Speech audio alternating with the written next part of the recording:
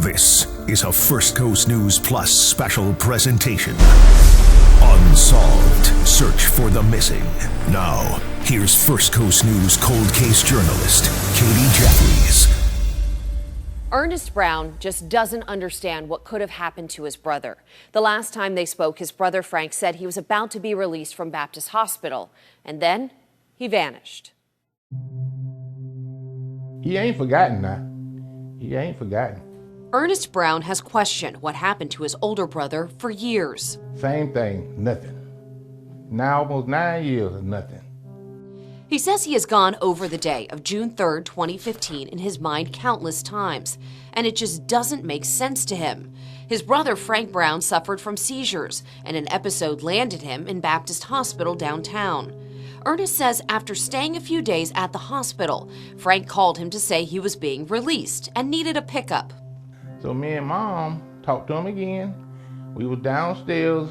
He said, hey, I'll be down there in a few minutes. So me and Mom was sitting down there for about a half hour. We're like, Mom, Frank ain't coming down yet. I wonder what's going on. Call back up there. No answer. He says he waited a while longer, then went up to Frank's room to get him. I goes up there. They said he gone. So I said he couldn't have been gone because we've been down there waiting on him. He says they went back to Frank's home and waited, but he never came home. The next day, they reported Frank as missing to the Jacksonville Sheriff's Office. Upon his release, he was discharged and never to be seen again. LaShante Whitaker is the detective currently working Frank Brown's case. We also spoke with Detective Tanya Porter, now retired from JSO's Missing Persons Unit, but was the original detective when Frank was reported missing. She says the Missing Persons Unit immediately began to try to retrace Frank's steps. We went to the hospital, went to the stairway that he was seen on a still shot exiting the hospital. She says it appears he left from a parking garage door alone. Detective Porter says they also called out the K-9 unit to try and get a trace and check the vents and tight areas around the exterior of the hospital. With being able to go up under there, that's the reason why we had the dog go up under there and check as well, just to see if maybe someone was sleeping there or we would find something there. But nothing was found. Another red flag for detectives and Brown's family was that Frank would get monthly deposits in his account on the 3rd of every month and would immediately withdraw the money. My brother liked to get his money. So the 4th, when he got out of the hospital, my brother would have been down there in that car and he'd been ready to go get his money out the bank. But this time, the money sat untouched. I mean, we're steady looking for leads, running different things with his bank accounts and things of that nature, and still nothing. Ernest says the years have been difficult. His mother is desperate for some type of closure about what happened to her son. She waiting on him. She been waiting on him. She 82. Every morning she always say, well, it's another day. And she always say, Frank. That's all she think about, her son. Detectives Porter and Whitaker have not given up the hope of closing this case and are open to hearing from anyone who may have seen something suspicious in the area around Baptist Hospital in 2015. If anything sparked your interest at that time, that was kind of odd, and now that you're listening to the story and you're like, you know what, I did see something that seemed, out of character to me at that time, to contact JSO. It could help give Frank Brown's family the answers they are waiting for. Hey, Frank got family. We love him. We love him. We love him. If you know anything about the disappearance of Frank Brown, contact the Jacksonville Sheriff's Office or Crime Stoppers. Katie Jeffries, First Coast News, on your side.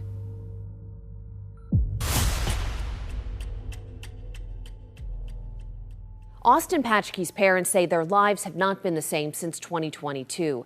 Their son was last seen leaving the 7-Eleven where he worked in Jacksonville and then was never seen again. They have searched for him ever since and hope that they will be reunited once again. It'll be 2 years in November. 2 years in November, and it seems like it happened 6 months ago. Carl and Elena Patchkey hold on to the memories of their son, Austin. He was really an extraordinary personality. Yep. He was. He taught you a lot of stuff. Adopted at birth from Mexico, they say Austin was a smart, quiet, and curious child, and quickly grew. Standing at 6'8", he stood out in a crowd, and Elena says he would look out for others at his school. I said, is this boy being bullied in school? And he says, not when I'm around. Look at me, Mom. So that's the kind of things that he would do.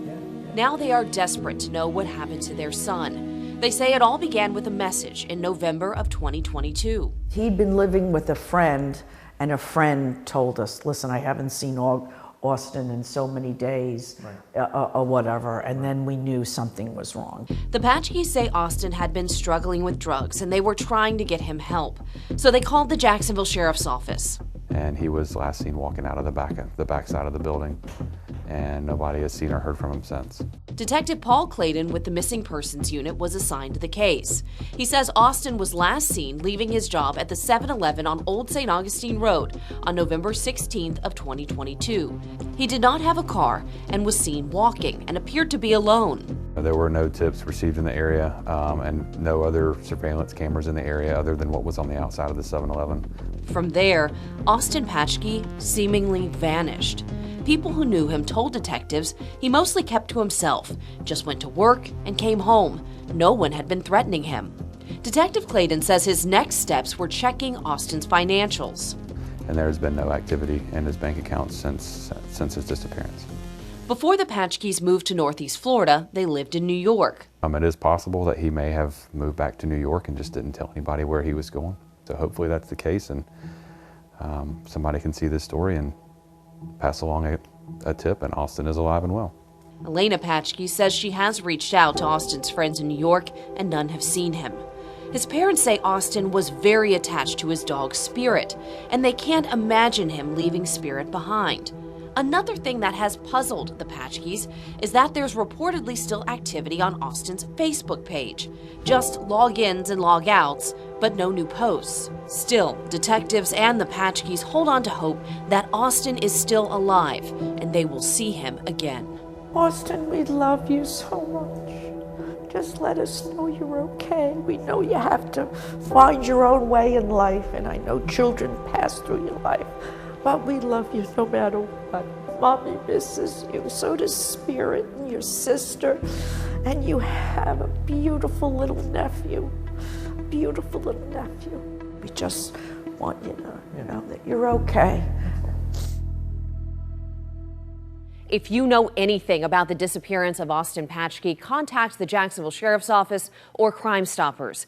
Katie Jeffries, First Coast News, on your side.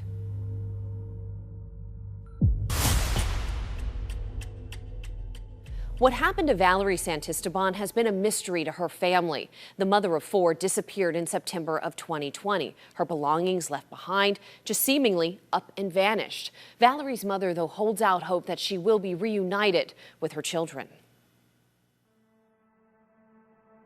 People don't simply vanish.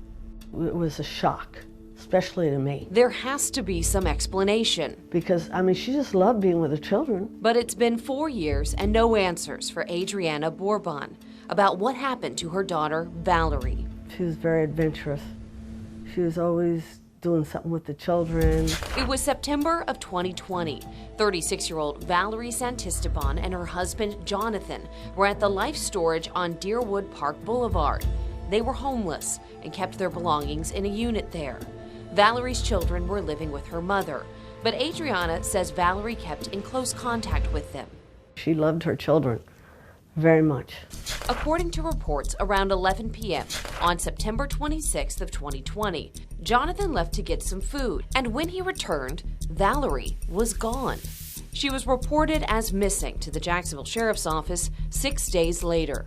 We haven't been able to get a location, direction of travel, or anything like that since. Detective Leslie Zinev was assigned the case. She says investigators went out to the storage unit, and unfortunately by that time there was no surveillance. But they saw Valerie's belongings were still there, yet there were no signs of forced entry or violence in the unit. We believe she just left, whether that to be meet somebody or something happened or whatever the case may be. We don't know. without a financial history to trace. Detective Zenev says that they focused on asking around in the homeless community. So a lot of our investigation was just getting her picture right there. All the transients that were in the area, shelters, we checked the hospitals. She says some people did report seeing Valerie, but they weren't sure if it was after September 26th or not, so nothing helpful to create a timeline. Adriana says Valerie was having a hard time back then and may have felt hopeless. I'm just concerned that someone may have maybe talked her into leaving or something like that. Whatever is going on, why didn't she come back home? Why didn't she call one of us? She wants her to know she is deeply missed and loved by her children. Her kids love her so much. Whenever they see a picture or, anything like that, they see a picture, they start asking questions. So it's hard. It's been hard. So where is Valerie Santisteban? Right now, that's still a mystery. But Detective Zenev says if someone recognizes Valerie's photo or has seen her since September of 2020, they want to hear from you. We believe that she could be still out there living, being homeless, and in a circle of people that, just don't know that she's missing. If you know anything about the disappearance of Valerie Santisteban, contact the Jacksonville Sheriff's Office or Crime Stoppers. Katie Jeffries, First Coast News, on your side.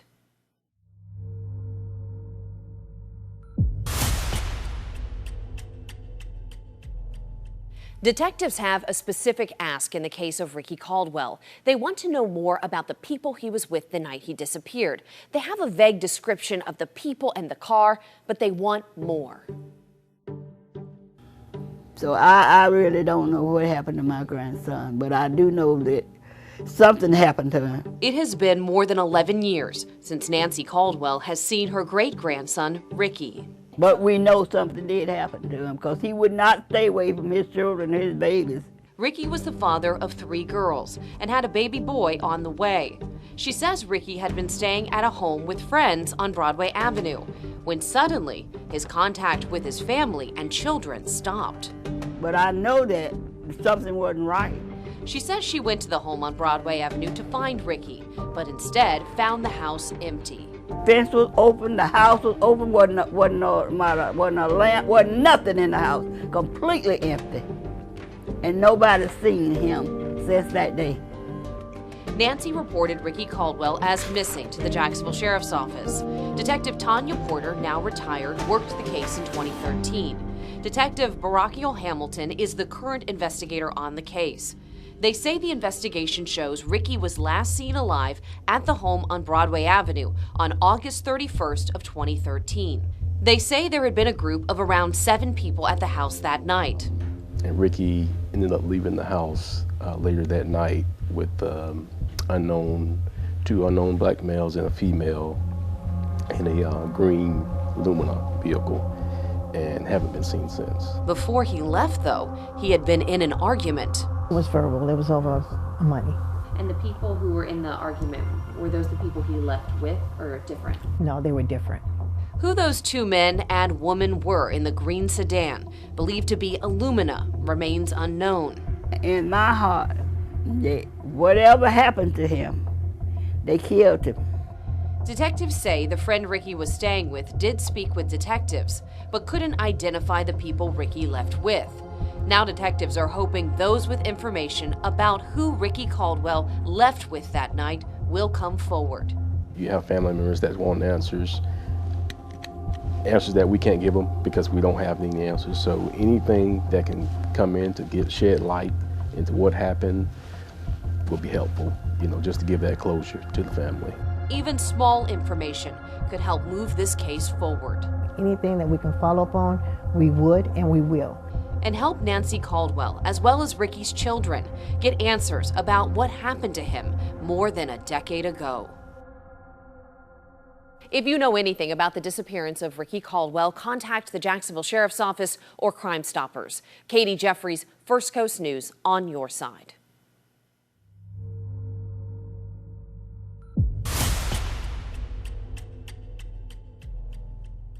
Janae Wiley's family has never stopped searching for her. She went missing in June of 2020 and would be 35 years old today. Her father is pleading for her return or answers about where she could be. It's just weird. How could you just disappear? Nobody saw nothing. George Wiley says he will never stop looking for his daughter, Janae. Every day is a struggle, you know what I mean? I just want her back home. The youngest of 11 siblings, Janae was the baby of the family, described as friendly, creative, and a people person. But George says some of those friends weren't the best influences. But like I said, she got caught up out in the world. She was last seen alive on June 29th of 2020, celebrating her sister's birthday. Never had a clue that it would be the last time I would have saw her. George says he spoke to her on the phone the next day, and she said she was over on Wright Avenue, just off of St. Augustine Road. But she called him from a number he didn't recognize. The phone she was using when she got ready to get off the phone, she said, well, I got to get off the phone because the lady want her phone. And the lady asked her about her phone. I guess she said, yes, ma'am. That's why I knew it had to be an older lady that she respect like that. And that's the last time I heard from her. After a week of not hearing from Janae, George Wiley reported his daughter as missing to the Jacksonville Sheriff's Office. Detective Janetta Buxton began working the case. She says they began searching the areas Janae was known to frequent, like Moncrief and Myrtle Avenues. We flooded the area. Myself, patrol, along with the missing person unit. We used all of our resources. We spared none, such as the K-9, the air unit, recruits. We even brought out the command bus on numerous occasions. They also spoke with those who knew Janae Wiley. I did not hear any negativity about her. I did not hear that someone was looking for her in a criminal manner. I did not hear that she had an altercation with anyone. Again, that's what made this case so hard. It remains unknown whose phone Janae used to call her father from for the last time. But George says he is certain, no matter where she is, she would have called if she was okay. If she was able to communicate, use anybody's phone, she would have called me or her mom. So. Sadly, Janae's mother passed away last year, but George Wiley and other members of Janae's family will continue to press for answers. Detective Buxton says someone out there knows where Janae is, and it's time they step up and help. You know, you have to get beyond yourself. No matter what a person does, you do not have a right, to cause harm to anyone or withhold information that can assist with bringing that person home. It's time for her to come home. It's time for us to bring closure to the family. Let's bring Janae home. If you know anything about the disappearance of Janae Wiley, contact the Jacksonville Sheriff's Office or Crime Stoppers. Katie Jeffries, First Coast News, on your side. This has been a First Coast News Plus special presentation. Unsolved. Search for the missing.